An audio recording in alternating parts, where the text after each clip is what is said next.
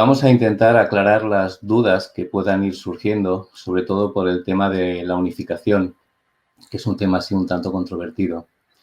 Entonces, yo sé que hay preguntas y que hay cuestiones y vamos a intentar, dentro de lo que podamos, con esta charla, iluminar aquellas dudas que puedan ir surgiendo.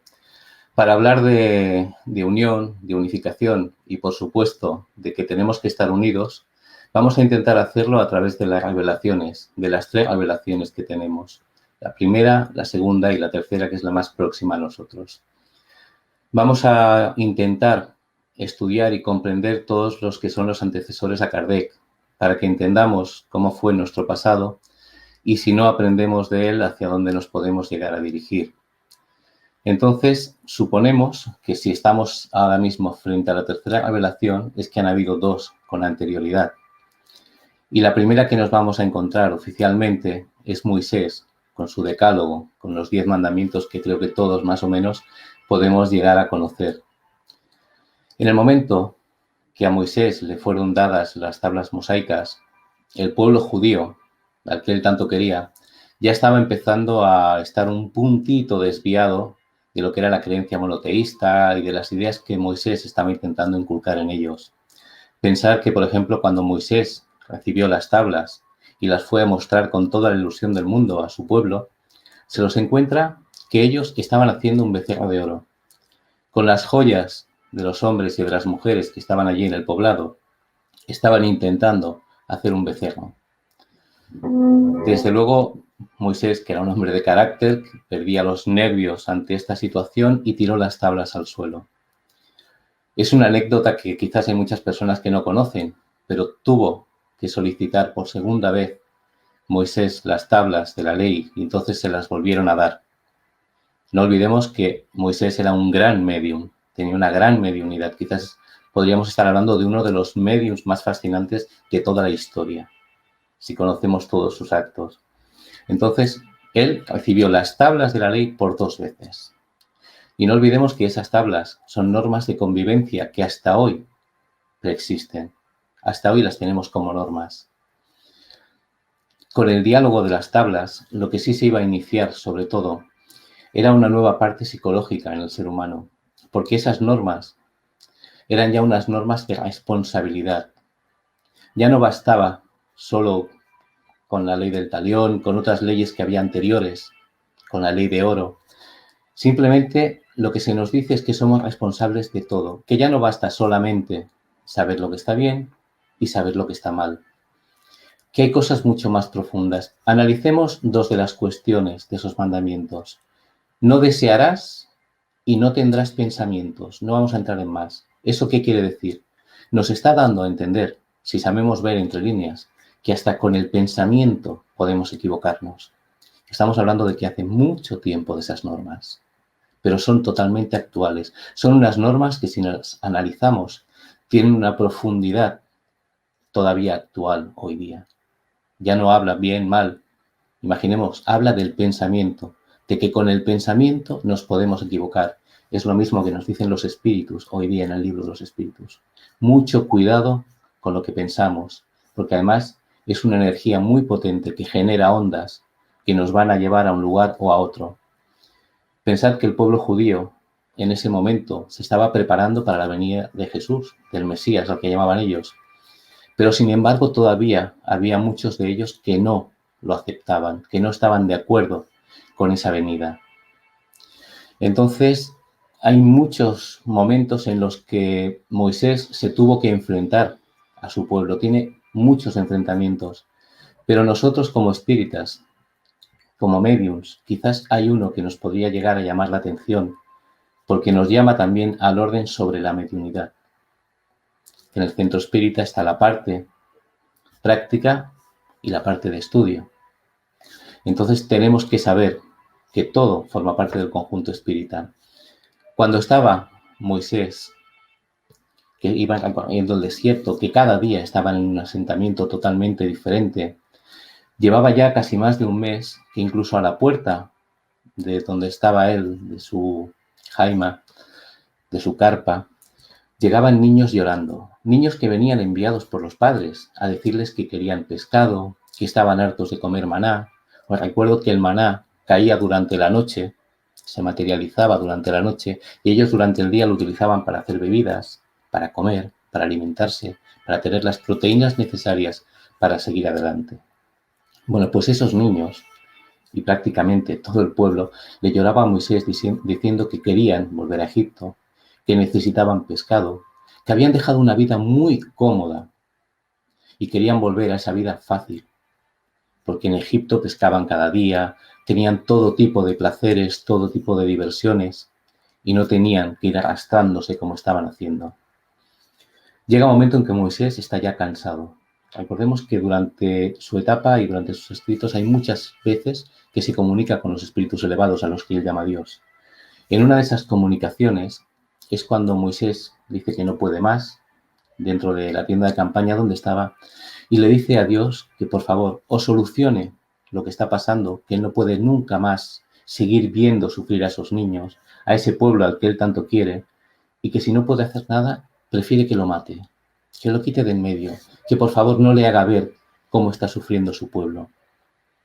Dios, en forma de los espíritus guías y protectores de ese momento, se le manifiesta y le dice que reúna a 70 de los ancianos de confianza y que los lleve por la tarde fuera de su tienda de campaña y que ellos hablarán con él.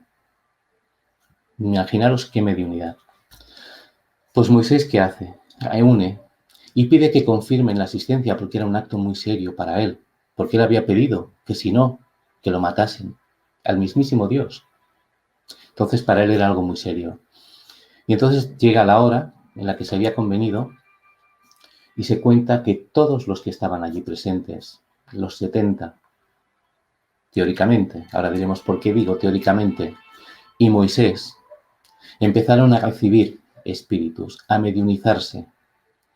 Se dice que tuvieron visiones del pasado, visiones del futuro y sobre todo que hubo un toque de atención a todos aquellos que estaban allí, porque recordaron que se habían comprometido con la espiritualidad para llevar adelante la venida del Mesías.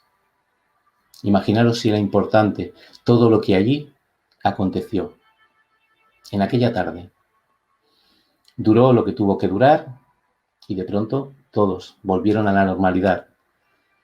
Con un acto muy curioso, que vino un niño que estaba en el poblado, que estaba cerca, muy próximo, y se acercó a Moisés diciendo, mira, hay 2 personas, tal y tal, que están en el pueblo hablando, y la gente se está riendo de ellos, porque están diciendo tonterías. Son de las personas que tenían que estar aquí contigo, pero no han querido venir. ¿Esto qué nos dice a los espíritas? Nos está hablando de la responsabilidad, de que las reuniones, ya sean de estudio o de mediunidad, tienen mucha preparación desde el plano espiritual y que cuando nos comprometemos las tenemos que llevar adelante. Aquellas 2 personas que se habían comprometido, llegada la hora determinada, se habían comprometido. Estando donde estuviesen, se abrieron sus canales mediúnicos. Unos habían estado con guías y mentores, y ellos 2, que por voluntad propia no habían querido asistir a una oportunidad tan grande como aquella, habían manifestado su mediunidad y la habían abierto en medio del pueblo, con las inspiraciones de aquellos que estaban allí en medio del pueblo. Se les llamaba tontos, payasos, de todo. ¿Qué nos hace esto de reflexión? Pues que la mediunidad es muy seria, que los compromisos que adquirimos, los mediums, los adoctrinadores, hasta la persona, si estuviese una persona solo para abrir la puerta, es muy importante, porque nos hemos comprometido con la espiritualidad. Y nosotros vamos 1 hora, 1 hora y media al centro espírita, pero el centro espírita, ya sea centro, ya sea hogar, ya sea casa, no importa, trabaja constantemente en el plano espiritual. Los guías, los mentores trabajan con nosotros y nos ayudan en todo momento. Entonces, tenemos que tener responsabilidad para trabajar con todos ellos. Me preguntaréis qué sucedió con aquellos que sí fueron a la jaima de Moisés. Bueno, pues a partir del día siguiente, efectivamente todos fueron alimentados. Se dice que hubo codornices que venían volando a los lados del camino donde iban a ir y que había hasta una altura de 1 metro prácticamente de codornices muertas en los asentamientos que iban haciendo. Hasta 3 o 4 días después, que Moisés se dio cuenta que estaban empezando a fallecer algunas personas. Cuando consultó, cuando preguntó, se dio cuenta que esas personas son aquellas personas egoístas que en ese asentamiento se habían escondido la carne, en este caso las aves, las codornices para ellos, que no habían compartido, que no habían pensado en los demás. Al final, eran aquellos que se habían desviado del compromiso. Se vieron obligados a levantarse de ese asentamiento, que ha quedado marcado para siempre como el cementerio de los codiciosos. Lo podéis buscar, es un tema bíblico. Se llamó el cementerio de los codiciosos. No seamos codiciosos nosotros y no pertenezcamos a este tipo de gente que pueden desviar las mediunidades, los estudios, los trabajos. Tenemos que ser conscientes de que nuestro compromiso no es físico, que es espiritual. Aquí es donde vamos a parar con la primera revelación. La primera revelación estaba llena de mediunidades, de manifestaciones, de todo tipo, ¿vale? Porque la vida de Moisés fue larga como la de todo el pueblo, que estuvo preparándose para la venida de Jesús. Cuando pasa esta etapa, como en todas las etapas del ser humano, llega un momento que parece que las vamos olvidando.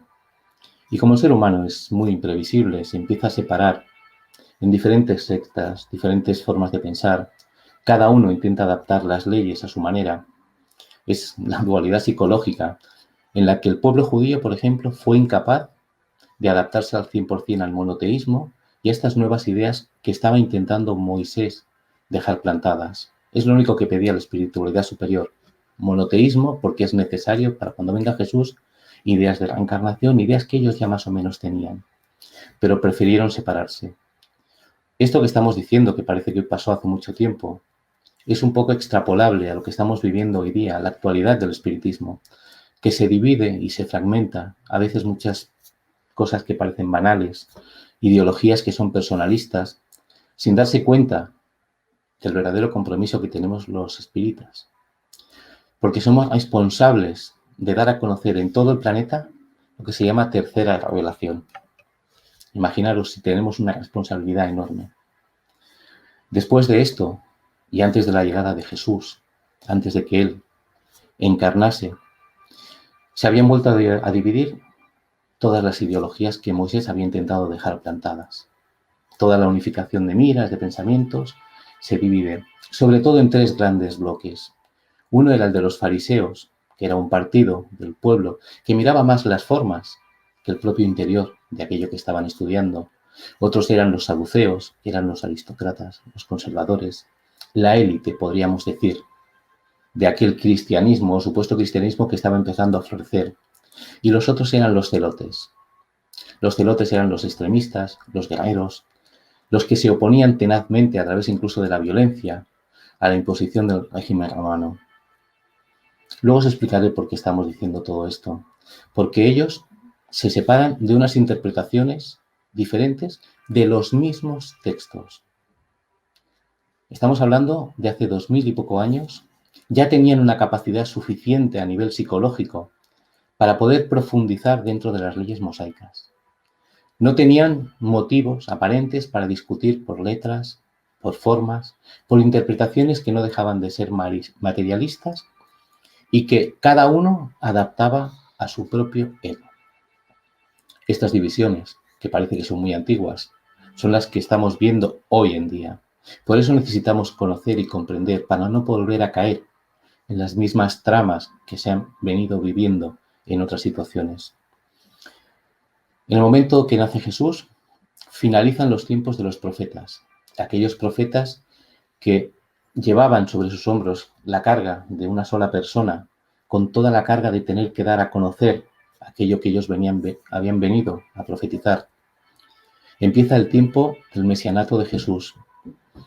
Y Jesús impone unas nuevas formas de hacer las cosas. Impone un trabajo en equipo, un trabajo en unión, el trabajo en grupo. Pensad que Jesús todos los que lo hemos estudiado, aunque sea un poco solo, casi nunca estuvo solo, por no decir nunca. Siempre se rodeó de personas que eran muy afines a su pensamiento, que eran dispuestas a trabajar, demostrando que era necesario el trabajo en equipo, la unión de pensamiento, la fuerza del trabajo en grupo, que muchas veces se menosprecia y se le quita valor.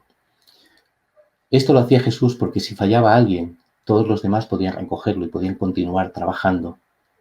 No podía haberlo hecho estando solo. Él, pensad que no abandonó ni siquiera a Judas, porque todos somos trabajadores, todos podemos equivocarnos, pero también tenemos que saber que todos somos responsables de nuestras acciones y que las equivocaciones, por supuesto, tienen sus consecuencias. Jesús, durante su etapa, tuvo muchísimos seguidores. Conocemos quizás a 12, que eran los 12 apóstoles, pero desde que lo bautizó Juan hasta su muerte, hubo infinidad de personas que los acompañaron, que se desplazaban con ellos de un asentamiento a otro. Esas personas también habían sido llamadas para estar con Jesús, para poder experimentar la alegría de compartir esa llamada del ser crístico. La invitación de Jesús que les había dado a todos ellos, al final, fue que viajasen siempre de dos en dos. Esto nos muestra lo necesaria que es la unión, que por mucho que queramos la solitud, el ser anacoreta, el no. El trabajo es necesario siempre hacerlo en equipo, porque si no, solo voy a tener un punto de vista. ¿Y quién me va a corregir si estoy solo? ¿Quién me puede ayudar si me caigo? ¿Quién me puede aconsejar si lo necesito? Es muy necesario que nos estemos dando cuenta de que Jesús empezó ya el trabajo en equipo. Cuando Él los mandaba de dos en dos, les decía que la mies es mucha y que los segadores son poco, que intentasen multiplicarse. ¿Qué es lo que hacemos a través de estas charlas, a través de los centros espíritas? Multiplicarnos. No imponernos, multiplicarnos. Ahí es cuando Jesús, al mandarlos, les dijo también que los enviaba como corderos en medio de lobos. Y os preguntaréis qué tiene que ver eso con nosotros. Muy sencillo. Los lobos actuales son la sensualidad, la materialidad, la falta de empatía o las vibraciones de odio o miedo que se están viviendo ahora con la pandemia, por ejemplo. Esos son nuestros lobos actuales. Pero podemos incluir también aquellos detractores de la doctrina que se infiltran dentro de sus filas, que se inmolan desde dentro, arrasando y destruyendo la fe de los espíritas, sobre todo de los nuevos, de aquellos a los cuales ellos, los que se inmolan, han ganado su confianza. ¿Y qué pasa con los nuevos, con esos neófitos del espiritismo? Pues que en vez de acusar a la persona que les ha hecho desviarse, se sentirán defraudados por la doctrina. Y hemos de tener mucho cuidado con eso, porque una cosa son las personas y otras son las instituciones, la doctrina, los centros, los hogares espíritas. Pensad que en el cenáculo, Jesús, cuando estaba ya próximo a desencarnar, dio un último y nuevo mandamiento. Les dijo a sus discípulos: amaos los unos a los otros como yo os he amado, porque vuestro amor, el amor mutuo que os tengáis, será el distintivo que todo el mundo hará que os reconozca como discípulos míos. Yo me pregunto, muchas veces viendo la actualidad del pensamiento espírita o de muchas otras religiones que se llaman cristianas, ¿pensáis que se nos puede identificar como discípulos de Cristo? ¿Pensáis que con nuestras actitudes de verdad sabemos lo que es amar, ya no digo al prójimo, sino simplemente a nuestro querido compañero de ideal, aquel que ha entrado ahora en el centro espírita y al cual apenas conocemos, pero como hoy tiene mala cara, ya lo juzgo, sin saber cuáles son sus problemas? O el que lleva mucho tiempo al frente y siente el peso del grupo, que tampoco es capaz de dejarlo de compartirlo. Vamos a darnos cuenta que después de 2000 años, ¿pensamos que hemos aprendido la máxima de Jesús? Yo creo que tenemos que reflexionar sobre eso, sobre el tema de amarnos los unos a los otros, no un amor incondicional, porque todavía no sabemos bien tampoco lo que es amar, pero sí como mínimo respetarnos. Porque cuando aprendamos a hacer eso, Eso marcará un futuro en nuestro despertar espiritual. Pensad que dentro del Antiguo Testamento, por ejemplo, nos vamos a encontrar con dos mitos, el de Caín y el de Abel. Son dos personajes que no llegan a superar sus diferencias, son diferencias de celos. Fueron los protagonistas de esta historia, sobre todo el tema de los celos. Pero también podríamos transponerlo a la lucha del bien y del mal, de la luz y de las sombras. ¿Cuántos Caín? Acordaros, Caín, las sombras, entran dentro del espiritismo, deslumbrados por su luz. Pero luego, cuando ven la verdad de Abel, que lo habían idealizado, pensaban que eran perfectos, se dan cuenta de que no es así, que no son mejores que ellos, que simplemente son personas que se esfuerzan en el día a día por ser mejores, porque todos estamos en el camino. Entonces estas personas, estos Caín, lo que hacen es dejar salir su oscuridad, que se surja, que se manifieste. De esta manera lo único que hacen es dejar la puerta abierta a los enemigos de Cristo. Estos son los que derrumban a las personas, a los centros, a las instituciones, simplemente por celos o envidias al trabajo y al esfuerzo de los demás. Nadie consigue tener una moral recta sin un esfuerzo, sin un trabajo, sin un sacrificio. Y hay que mirar por sus obras, no por cómo actualmente idealizamos o creemos que es una persona. Al igual que teníamos a Caín y Abel, tenemos algo mucho más reciente, que ya tiene que ver con la segunda revelación, que son Pedro y Pablo. Pedro y Pablo, aunque eran dos entidades humanamente muy diferentes, muy diferentes, el uno del otro, tuvieron unas existencias llenas de conflictos incluso entre ellos, pero supieron superarlos.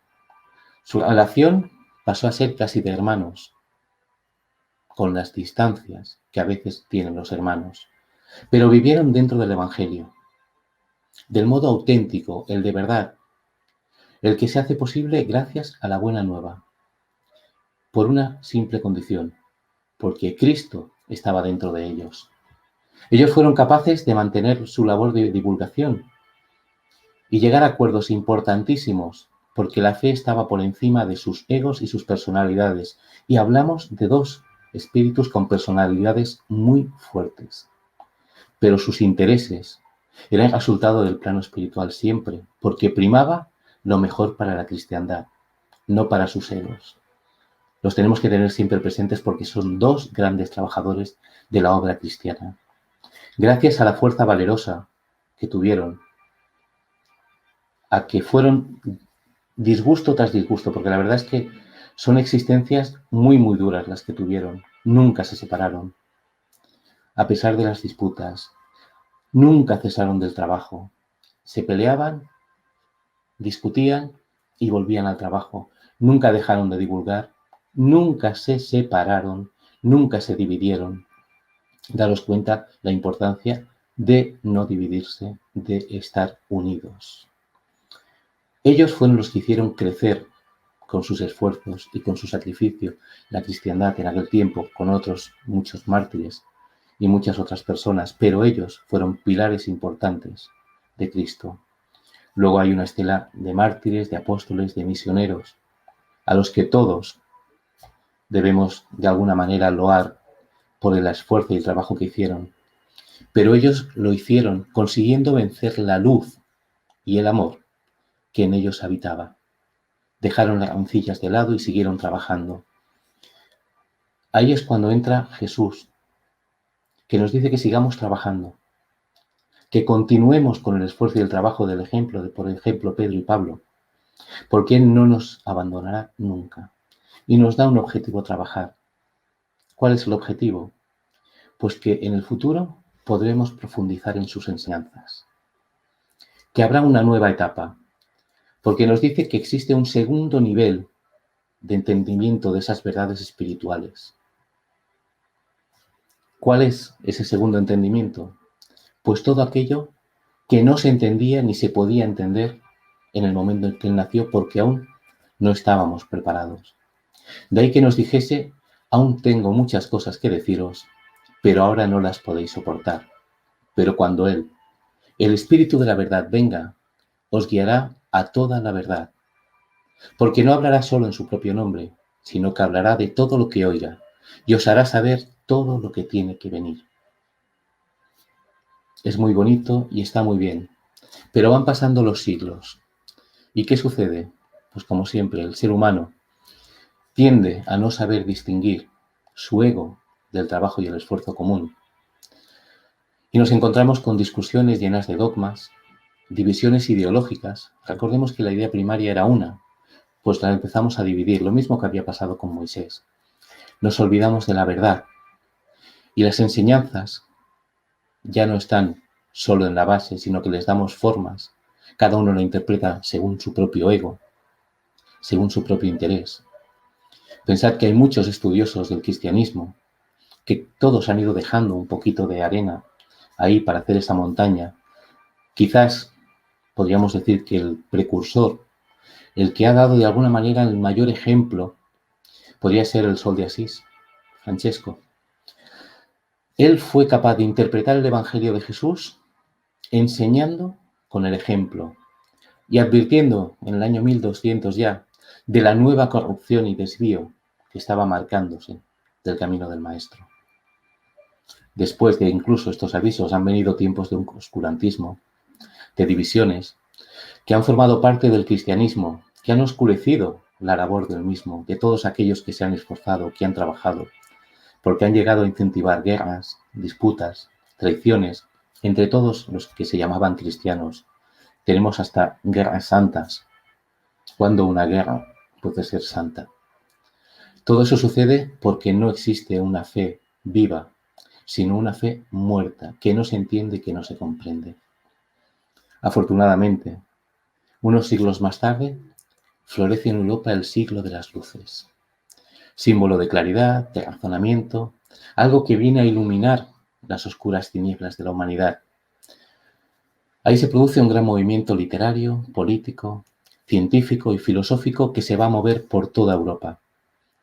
En ese momento, según después de la tempestad, que es de Joana de Angelis, por la psicografía de Ubaldo Franco, nos dice que de nuevo se escuchan los clarines en el cielo, que se llama a todos los nuevos misioneros, porque ya era tiempo cumplido de que viniera otra vez el Espíritu de verdad. En Francia, que era cuna de salud, es cuando nace Hipólito León de Niza-Rivail, que luego conoceremos todos como Allan Kardec, que era un hombre de letras, de ciencias, que se dedicó todo el final de su existencia a trabajar para el Espíritu de la verdad. Una de las bases importantes que intenta dejarnos Kardec es la necesidad de un cambio moral. Imaginad que tenemos el Evangelio según el Espiritismo dedicado única y exclusivamente a la moral crística y cristiana. Desde esos magníficos momentos hasta hoy han pasado 164 años. Psicológicamente, podría decir que hemos avanzado muchísimo. Tenemos tecnología, tenemos muchas cosas a nuestro alcance. Pero, si nos lo analizamos bien, desgraciadamente, hemos vuelto a repetir aquello que sucedió en la historia. Las separaciones de Moisés y de todo lo que dejó Jesús en su legado. Ahora está sucediendo, desde hace unos años también, con el legado que no es de Kardec, que es de los espíritus. Lo hemos de dejar muy claro, porque Kardec simplemente fue el compilador de todo lo que los espíritus le iban diciendo. La obra es de los espíritus. De nuevo, vamos a hablar metafóricamente, han surgido los fariseos, los zelotes y los saduceos. La doctrina se está intentando despedazar como si fuera de unos pocos. En el libro Transición Planetaria, de Divaldo Pereira Franco también, vamos a encontrar muchas explicaciones sobre las celadas que ya hace unos años están haciendo las sombras para acabar con la figura de Cristo en el planeta. Yo me preguntaría, ¿en qué punto estamos cada uno de nosotros? ¿Somos fariseos que entendemos la letra, pero somos incapaces de ponerlo en práctica? O quizás somos saduceos, que nos importa más la imagen, el poder, mucho más que el trabajo en equipo, que era el misionado que nos hemos comprometido en la espiritualidad a llevar adelante. También cabe la posibilidad de que aún hoy día, aunque no lo parezca, seamos celotes. Porque todos aquellos que prefieren destruir sin saber construir son celotes. O somos. Cada uno puede opinar como quiera. Y eso se olvida de un principio primordial, que Jesús era paz. ¿Dónde está nuestro corazón entonces? ¿Está destruyendo instituciones que quizás haya podido corromper por manos humanas, no espirituales, pero que a su alrededor hay miles y miles de espíritus necesitados que van en busca de salud espiritual? ¿Alguien puede entender que pusimos el ejemplo hace poco, lo leí yo cuando estábamos dando la conferencia, que destruyamos un hospital porque la gestión está mal hecha o porque uno de los médicos sea un mal médico? ¿A que no? ¿A que no nos podemos permitir dejar a todas las personas que necesitan asistencia médica porque una sola de esas personas no sea capaz de llevar adelante su compromiso, su trabajo? ¿O lo podemos traspolar a la educación? ¿Destruyamos un colegio porque alguno de los profesores no sepa enseñar o tenga vicios? ¿O lo tengamos en situaciones comprometidas en la vida diaria? ¿Vamos a dejar a los niños sin educación por eso? ¿O vamos a intentar instaurar nueva enseñanza en ese colegio, nuevos profesores, pero dejando la institución? Pensemos que destruir es facilísimo, pero para construir es necesario mucho tiempo. Podemos tirar una semilla al suelo, tardará años hasta que brote un gran árbol que nos dé frutos para alimentarnos, pero destruirlo bastará una cerilla o un hachazo. Imaginaros qué fácil es destruir y qué difícil y qué pesado es construir. Destruir, tirar o dividir, sobre todo a través de la fe, no es lo que nos enseñó Jesús cuando estaba encarnado o el Cristo desde la espiritualidad. Porque como Pedro y como Pablo, tenemos que aprender a construir, a trabajar en equipo por un ideal que es mayor que todos nosotros. De ahí la necesidad de la unión de los espíritas. Es verdad que algunos dirán, bueno, pero es que el escándalo es necesario. Sí, pero pobre de aquel que lo motive. Nuestra obligación es trabajar dentro de las filas, porque todo aquel que decide romper, destruir o huir es que no tiene conocimiento, o le ha faltado fe, o simplemente no ha entendido la doctrina. Son espíritas o se llaman espíritas porque están dentro de las filas del espiritismo, pero el espiritismo no ha penetrado en ellos. Y eso lo tenemos que tener muy claro, porque hoy en día nos encontramos en los centros espíritas, por ejemplo, que hay que distinguir entre espiritismo y espiritualismo, porque son muchos los que simplemente han dado una mirada superficial a la doctrina y hacen confundir con esos términos que no quedan muy claros a veces, que dan lugares a dualidades. Son dos acepciones que tenemos que saber distinguir, qué es y qué no es espiritismo. Porque a veces es muy evidente. Somos capaces de verlo en personas que hacen rituales, que hacen mucha parafernalia y decimos, no, el espiritismo es algo sencillo, ¿vale? Pero estas personas también se sienten espíritas, aunque no consigan comprender de verdad la doctrina y la adaptan a sus propias necesidades, a su propia ideología. Así nos encontramos también con expositores espiritualistas que penetran dentro de los diferentes congresos, dentro de los diferentes centros, hacen exposiciones públicas o privadas en los centros también, y confunden a todos los adeptos que son neófitos, que acaban de llegar y que no saben distinguir. Hay investigadores en parapsicología que los respetamos porque cada uno en su ciencia y cada uno en su filosofía sabe lo que tiene, pero lo que no se puede hacer es invadir otras ciencias. Si yo estudio algo, no puedo ir por ahí diciendo lo que no soy o dando consejos a aquel que quizás no me sepa entender. Porque en esos diferentes eventos, muchos de estos investigadores, que no le negamos la buena fe, se ponen a la altura incluso de Kardec, sin conocer los principios de la doctrina espírita. Y nosotros tenemos que tener cuidado con eso. Porque las grandes charlas sobre alimentación, sobre respiración, sobre yoga, sobre terapias alternativas, no dejan de ser eso. Terapias alternativas son complementarias, pero no son espíritas. Pueden ser muy buenas terapias, pero no profundizan ni nos ayudan a profundizar en la doctrina espírita. Nos vamos a encontrar que muchas veces son los centros los que están primando esas charlas, pero eso es porque muchas veces lo que buscamos es la cantidad y no la calidad.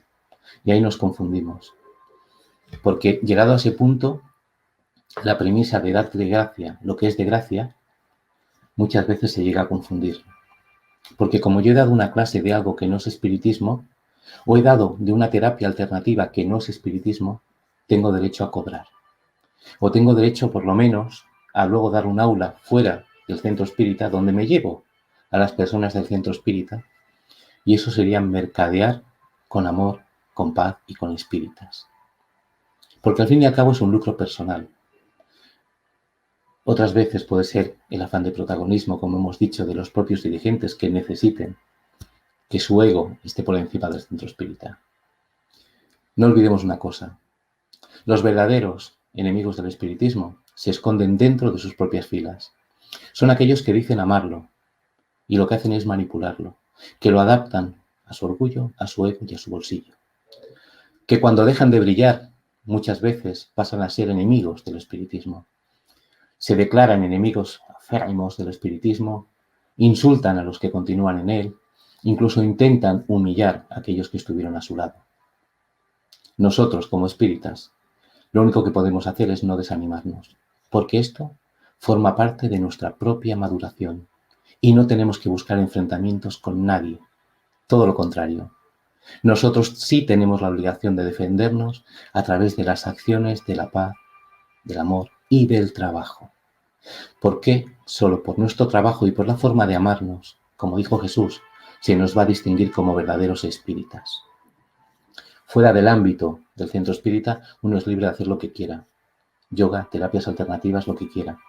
No decimos que sean malas, ni que estén equivocadas. Al contrario, muchas de ellas son muy efectivas para armonizar el cuerpo físico. Incluso el cuerpo espiritual, si queremos. Pero no es espiritismo.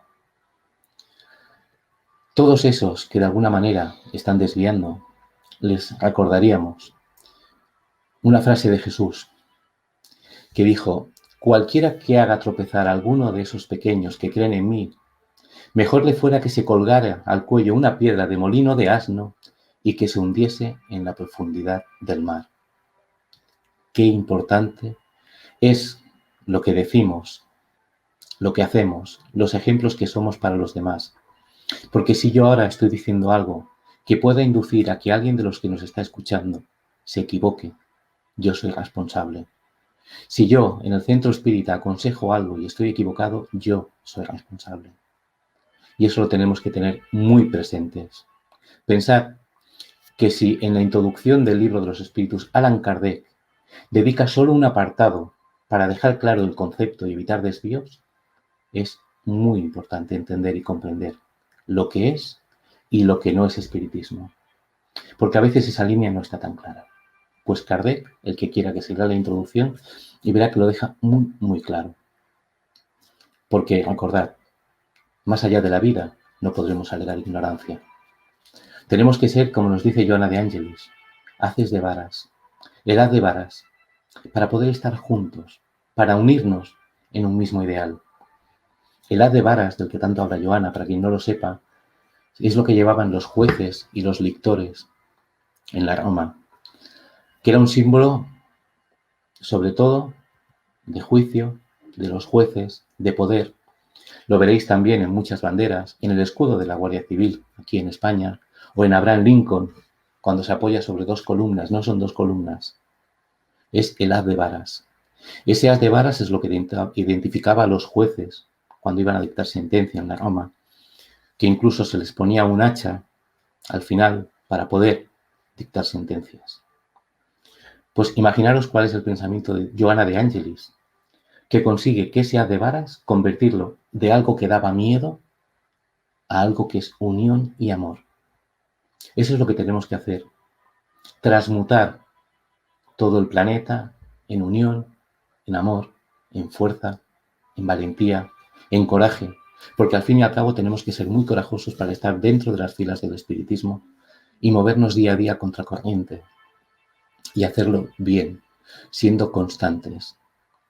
pensar que somos una comunidad espiritual, no física, que estamos juntos porque tenemos los mismos valores, la misma visión del mundo físico y del mundo espiritual. No es por acaso que estemos juntos, es una necesidad para poder conseguir el logro de unos objetivos que son comunes a todos nosotros. Porque, para quien no lo sepa, el espiritismo es un ente liminal. ¿Qué quiero decir con esto? Que desafía todo tipo de clasificaciones, de estratificaciones, de líderes, de comunidades. ¿Por qué? Porque nos llamamos religiosos sin ser una religión ortodoxa y normal. Nos llamamos científicos sin ser una ciencia absoluta. Pero es que además incluso algunos se llaman o nos llamamos filósofos y no somos filósofos. Estamos en todos los ámbitos de la vida. Estamos en todo y a la vez estamos en nada. Porque muchas veces se nos margina. Daros cuenta que cuando se nos margina es porque nosotros mismos no hemos sabido sembrar todavía bien. Somos impulsores de la espiritualidad. Estamos en una ente marginal y dependerá de nosotros cómo queramos salir de esa liminalidad, en una dirección hacia la espiritualidad o hacia el dolor del aprendizaje a través del dolor. El problema que viven las comunidades humanas no es algo nuevo. Viene dado muchas veces por la degradación moral de las mismas, por esos desvíos de egos de cada uno de los líderes. Y no es una preocupación nueva, es una preocupación que ya estaba en tiempos de Kardec. Lo vamos a encontrar en el libro de los médiums, en dos comunicaciones de Vicente de Paula, que me gustaría leeros para no equivocarme, y que entendáis la profundidad cuando ya, en el libro de los médiums, Vicente de Paul da dos comunicaciones destinadas a los espíritas que estamos ahora viviendo este momento. Dice Vicente: la unión es la fuerza. Debéis estar unidos para ser fuertes. El espiritismo ha germinado echando sus profundas raíces y se va a extender sobre la tierra con sus ramas bienhechoras. Es menester haceros invulnerables contra los lances emponzoñados de la calumnia y de la negra falange de espíritus ignorantes, egoístas e hipócritas. Daros cuenta que no los llama malos, los llama ignorantes, egoístas e hipócritas. Para conseguirlos, nos dice que tenemos que tener una indulgencia y una benevolencia recíprocas, que tiene que presidir en todas nuestras relaciones, que vuestros defectos pasen desapercibidos, que solo vuestras cualidades sean notadas y que la antorcha de la amistad santa reúna, esclarezca y enardezca vuestros corazones, porque así resistiréis a los ataques impotentes del mal como resiste la roca furiosa a la ola. Daros cuenta que estamos hablando de que ya se veía venir, que iba a haber separaciones, disensiones, porque entra dentro del ser humano, pero tenemos la obligación de unirnos, de estar juntos, de ser ese haz de varas que nos dice Joana. La segunda comunicación también nos dice lo mismo y nos habla ya más directamente, incluso al espírita, porque el otro podemos decir que es algo más abierto, pero el segundo no. El segundo nos dice que el espiritismo debería ser un escudo contra el espíritu de discordia y de desunión, pero que este espíritu en todo tiempo sacude su ponzoña sobre los humanos, porque está celoso de la felicidad que procura la paz y la unión. Está hablando de que seamos personas de paz y de unión. Espiritistas, él podrá pues penetrar en vuestras asambleas, y no lo dudéis, procurará sembrar en ellas la defección, pero será impotente contra los que están animados de la verdadera caridad. Estad preparados y velad sin cesar en la puerta de vuestro corazón, como en la de vuestras reuniones, para no dejar penetrar al enemigo.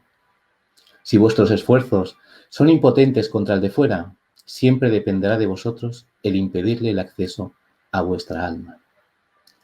Si nacen disensiones entre vosotros, solo pueden ser suscitadas por malos espíritus, por los que tengan el más alto grado de sentimiento de los deberes que les impone la urbanidad, lo mismo que el espiritismo verdadero.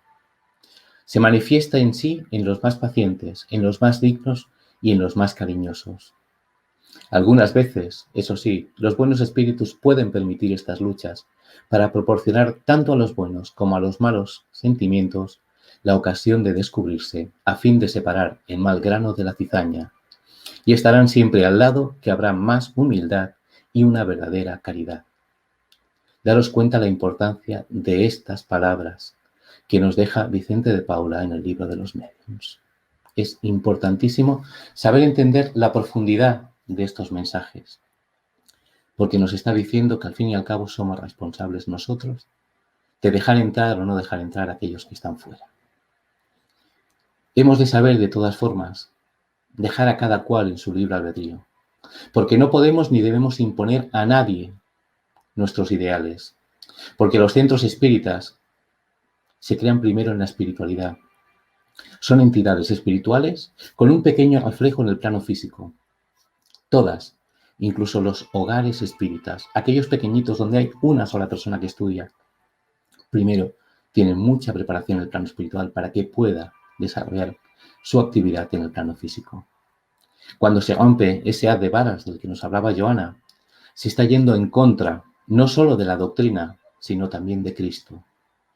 Los hombres se equivocan, por supuesto, pero si lo que vemos en esos hombres es la intención de separar, de romper o de dividir, hemos de dejar que se alejen. Hemos de respetar sus decisiones, porque a veces creemos que estamos ayudando, pero ¿cómo vamos a dejar que por un acto de una caridad mal entendida por nuestra parte se pueda destruir una institución cristiana? No importa el tamaño, es una institución cristiana.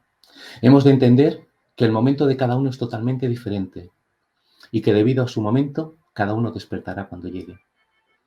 Mientras nos tenemos que examinar a nosotros mismos y dejemos que cada cual haga según su propio albedrío y su adelanto ético-moral. Trabajemos, trabajemos y trabajemos, porque ese es el pedido de la espiritualidad. Trabajar para Cristo en la siembra de la tercera revelación, que conseguirá despertar a toda la humanidad de su letargo, en el que ahora mismo nos encontramos también, despertando a la realidad de la vida espiritual. Espíritas, leed e instruiros, dice Kardec. Y yo diría también, y acordaros de Pablo y de Pedro, porque ellos siguieron trabajando a pesar de todas sus diferencias. Muchas gracias.